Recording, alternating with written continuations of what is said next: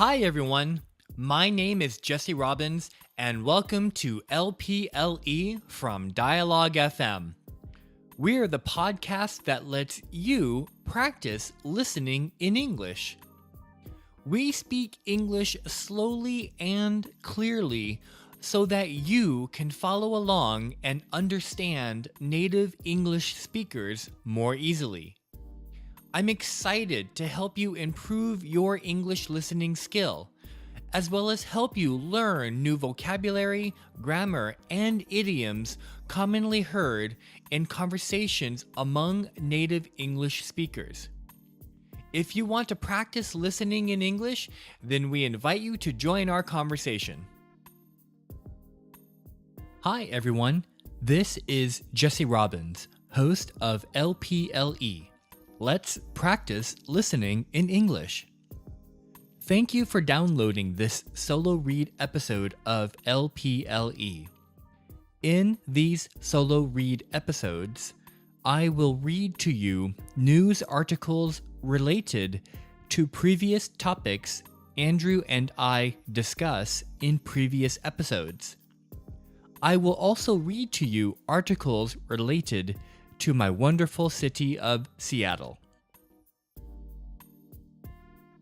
As a follow-up to episode number 10, I want to read to you an article about online dating and ethnicity. If you haven't heard that episode already, then we encourage you to listen to it before or after you listen to this episode.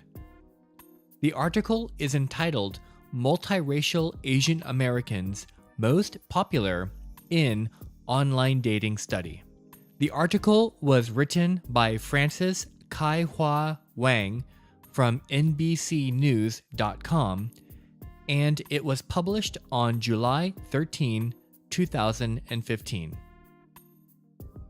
When it comes to initial online dating preferences in America, multiracial individuals, in particular multiracial Asian Americans, have moved to the top of the racial hierarchy of dating preference patterns.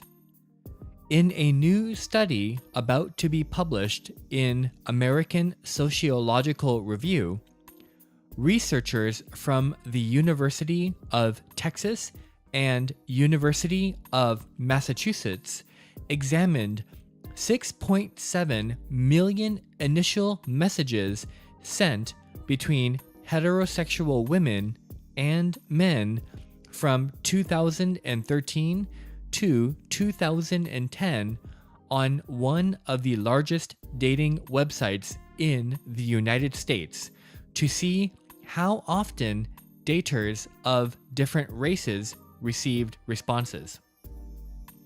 How Asians are treated in the dating market is highly gendered, University of Texas Austin Assistant Professor of Sociology Ken Ho Lin told NBC News.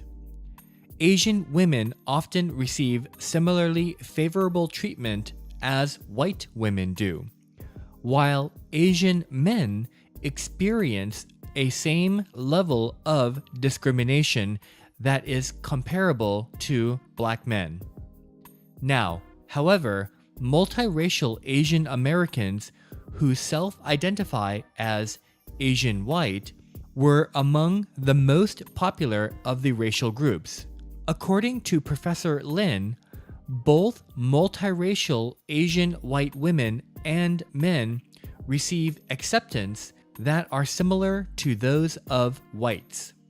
In fact, our studies find that white and Asian men are more likely to respond to multiracial Asian white women than either Asian or white women.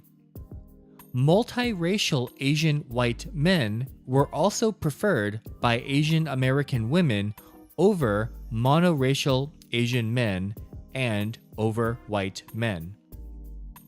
White women responded to multiracial Asian white men and white men most frequently, and they responded to monoracial Asian men and to African American men the least. One potential explanation of these preferences is that contemporary media promotes certain mixed-race appearances as chic, fashionable, or post-racial, suggested Lin, while simultaneously portrays monoracial Asians as being passive, sly, effeminate, and nerdy. Researchers did not have enough data to study reactions to multiracial Asian Americans who were also Hispanic or also African American.